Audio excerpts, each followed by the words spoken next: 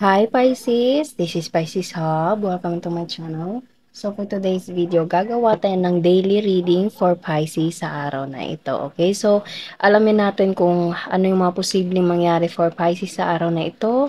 Mga gabay, mensahe niyo po kay Pisces para sa araw na ito. Okay, gamit ang ating The Keeper, the Fortune Telling card, and ang ating The Tarot card po. Alamin natin kung ano yung mga posibleng mangyari, mga gabay mensahe para kay Pisces sa araw na ito. Okay, so this is a timeless reading, Pisces. So kahit anong araw, oras, buwan, ah, taon mo to napanood, basta mag-resonate and tugma po sa sitwasyon, take lang. Okay, pag hindi, again, wag pong ipilit. Okay, so reminder lang po na ito ay general reading, Pisces. So pwede pong mag-resonate, pwede pong hindi. Okay, and as I said kanina, this is a timeless reading. So, kahit anong araw, oras, taon, o buwan mo to napanood, and mag-resonate sa sitwasyon, tugma sa sitwasyon, take lang. Okay?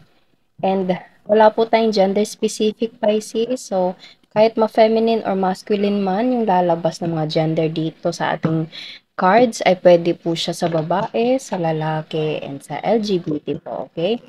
Take lang kung saan po mag-resonate. Okay, so alamin natin kung ano yung mga posibleng mangyari for Pisces. Mga gabay, mensahe niyo po para kay Pisces sa araw na ito. Okay.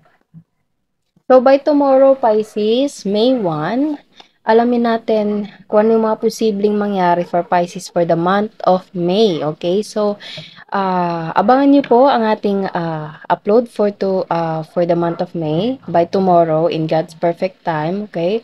Na gagawa tayo ng reading kung ano mga posibleng mangyari. Mga gabay mensahe ng tarot cards for Pisces, okay? And yung mga taong nagdi-deal kay Pisces po, pwede po siyang mag-resonate din po sa inyo, okay? So, there's a courtship, panliligaw, okay, courting, ayun. So, pwedeng ito ay, or pwede din namang talking with someone na may offer, opportunity, okay, parang ikaw yung napili na mabibigyan or meron kang iniisip na tao na siya yung gusto mong makatanggap, okay, whatever it is, Pisces, okay, so, ano pa yung gift? Okay. So, there is a courting. Kitang-kita niyo, dalawang tao yung nag-uusap and merong isa sa kanila ang nagbibigay, Pisces. Okay? It's either ikaw yung makakatanggap or ikaw yung magbibigay. Okay? So, imprisonment, overthinking. Pwede din naman kung hindi ito literal na pagbibigay, Pisces, parang merong open up. Parang open forum, okay?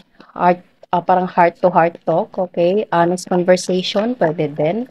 Kung in a relationship man to, or pwedeng proposal, pwedeng pag-amin ng totoong nararamdaman, panliligaw, pwede pong ganun. Or kung hindi naman to about love, pwede din about something na offer, job offer, taong kakilala mo na meron siyang magandang trabaho or any kind of opportunity and ikaw yung napili, kakausapin ka niya and matatanggap mo ito, Pisces, okay? Pero andun pa rin yung parang, kaya ko ba? Parang andun yung pressure sa imprisonment na ito, okay? Or pwede meron kang ginagawa and hindi mo alam kung tatanggapin mo ba ito? Parang ganun, okay? So, merong pag-iisip. Okay, so take nyo lang po kung saan po mag-resonate. Pwede mapa-love, pwede mapa-career. Oh, wow! Great fortune! Kasaganahan, abundance, Pisces in all aspects in life. Okay, bottom of the deck is despair. Medyo mabigat. Okay, so, medyo ano dito, parang pwede din siyang peace offering, Pisces. Okay, kumbaga mag-uusap kayo, kumbaga, susuyuin mo siya, susuyuin ka niya, okay? Apology, kasi meron tayo ditong despair, okay? And imprisonment. There's an overthinking, there's something na kailangan pag-usapan, okay? And again, pwedeng there's a peace offering. It's either ikaw yung manghihingi ng sorry or siya yung manghihingi ng sorry, pwede po. Okay? Or pwedeng, again, sinabi ko kanina, there is someone na mag-o-open up sa'yo, sasabihin yung totoong nararamdaman sa'yo, proposing, okay, or offer, pwede din, trabaho, or anything po. Okay, and there's an abundance in it. Okay, so, yung mga cards dito is, ano siya, halo. Okay? Meron tayo dito two of wands. Oh, wow! Two of wands and ace of wands, Pisces. Again, there's a ace of wands and gift. Halos pareho to sila, okay? So, pwedeng ito ay bouquet of flower. Kasi para siyang flower, Pisces, na merong ano.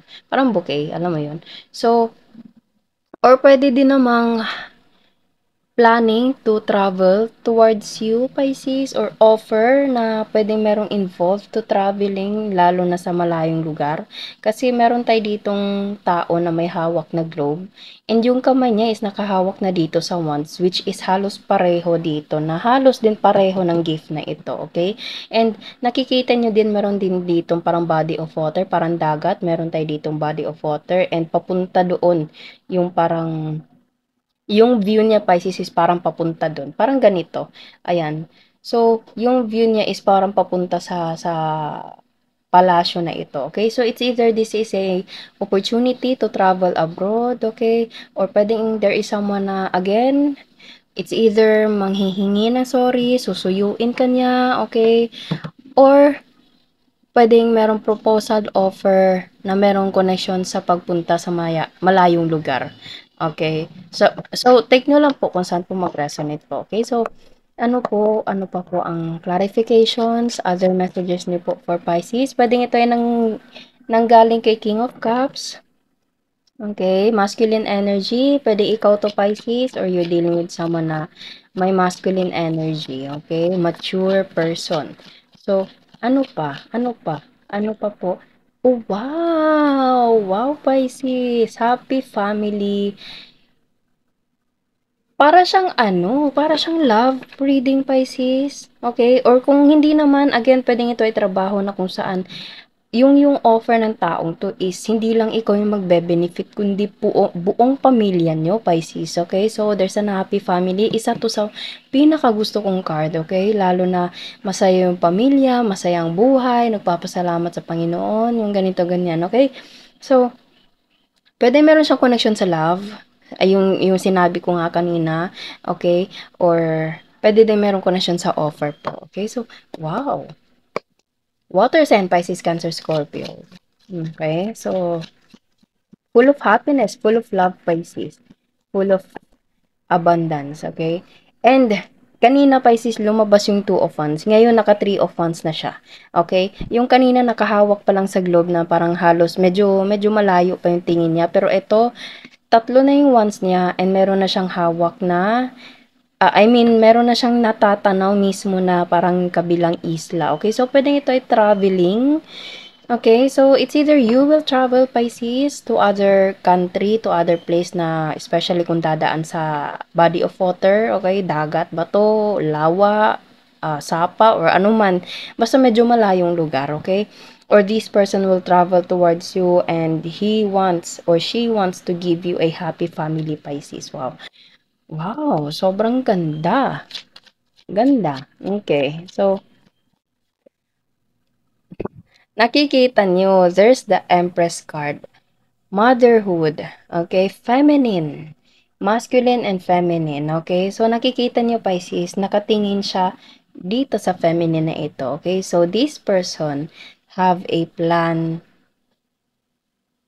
towards you. Okay? So, meron dito, gift. Yung kanina lumabas yung Ace of Wands and Two of Wands. Ngayon, meron na tayo ditong Three of Wands mismo. Okay? So, parang yung isang ace na iyon, yung isang kahoy na kanina, Pisces, and yung Two of Wands na yon, pinag-combine siya, naging Three of Wands. So, naging additional pa. Okay? So, natawa lang ako, pero andun yung parang progress. Ayun, there's a progress in it na, kumbaga, desidido itong taong to kung ano man yung plano niya sa'yo. Okay? It's either this is a proposal, any kind of offer, okay? Na sinabi ko kanina, or pwedeng itong taong to is gusto ka niya, so, kumbaga susuyuin ka niya, Pisces. Or ikaw, yung susuyo sa taong mahal mo, which is ito siya, si the Empress, okay? So, wow. Sige. May nag-flip siya pero hindi siya totally, so hindi ko alam kung ano. Sige, kuha pa tayo ng isa pa pong cards. Kung may lalabas pa ba. Okay. So, ano pa po ang message niyo po for Pisces para sa araw na ito? So, pwedeng meron siyang connection sa love, Pisces, and sa walang lumabas, wala nang mag-flip. So, hindi natin ipipilit yung tarot card. Okay? So, ito po yung lumabas, Pisces. Okay? Take nyo lang po kung saan po mag-resonate. Pwede po siyang mapa-love. Okay? Pwede din po siyang mapa-offer. Pwede po siyang opportunity to travel abroad. Okay? Or to go somewhere else na kumbaga andun yung growth for you, Pisces, okay? Merong malaking opportunity to sa'yo, lalo na't meron tayo ditong great fortune, okay? So, although merong overthinking, merong something na despair, pwedeng ito ay parang kung offer man 'to papunta sa ibang lugar, parang andun yung homesick, okay? It's so normal, pwede pong normal lang po yung gano'n, okay? Pero as the time goes by, makakasanayan and isipin lang na mabuti na ito ay para sa pamilya niyo, okay? Ito ay para sa mga anak mo, ito ay para sa future ng pamilya niyo, Pisces, okay? So, puwedeng po ito ay, opportunity offer for this reading right here, okay? Pero again, pwede din po siyang love, mapa-offer, mapa-something na gift giving, okay? Receive a gift, receive a something, okay? Planning towards you or you will travel towards this person. Pwedeng mapala, proposal, okay? Sasabihin niya yung mga gusto niyang sabihin sa'yo, yung totoong pagmamahal niya sa'yo, ganito, ganyan. Or pwedeng merong pagsusuyo na mangyayari, okay? So, take nyo lang po, pwede po siyang vice versa. Take nyo lang again kung saan po mag-resonate, okay? So, kuha tayo ng mga initials, random words, Pisces, kung ano po yung mga konektado sa ating reading ngayon. Okay, so there's a family right here. And meron tayo ditong couple. Okay, so it's either asawa mo na to, Pisces, or pwedeng meron na kayong pamilya ng taong to. Okay, or pwedeng this person sees you to be his wife, to be the mother of his kids. Pwede pong ganun, okay? Kasi the Empress is all about parang feminine, motherhood, okay? So, kunin natin tong mga nahulog dito. Ayan. So, oh wow, meron tayo ditong the airplane, short hair, long hair, photos, kakilala mula sa malayong lugar. Okay, sinabi ko kanina pa, is chat, text, or tawag, madaldal, maliit ang ilong, letter B, city, okay, offer, yes, sinabi ko kanina Pisces, offer, mapagbigay, pwede ding negosyo, okay, meron tayo dito, ano pa to, social media, ayun, there's a chat, text, or tawag, so pwedeng ito ay through social media, anak, letter S, meron tayo ditong S, ano pa, H, S, H, B, dagat, tapos, matangos ang ilong, and moreno, morena. Okay? So, yun po ang mga initials, random words na lumabas para sa ating reading ngayon. Pwede pong mag-resonate, pwede pong hindi. It's okay lang po, okay? So, yun po ang ating reading para sa araw na ito, Pisces, naway nag-resonate po. And naway nagustuhan niyo po, huwag niyo po sanang kalimutan na mag-like at mag-subscribe po sa ating channel. And click the bell button para ma-notify po kayo sa next videos na i-upload natin, okay? So, thank you, Pisces, and God bless!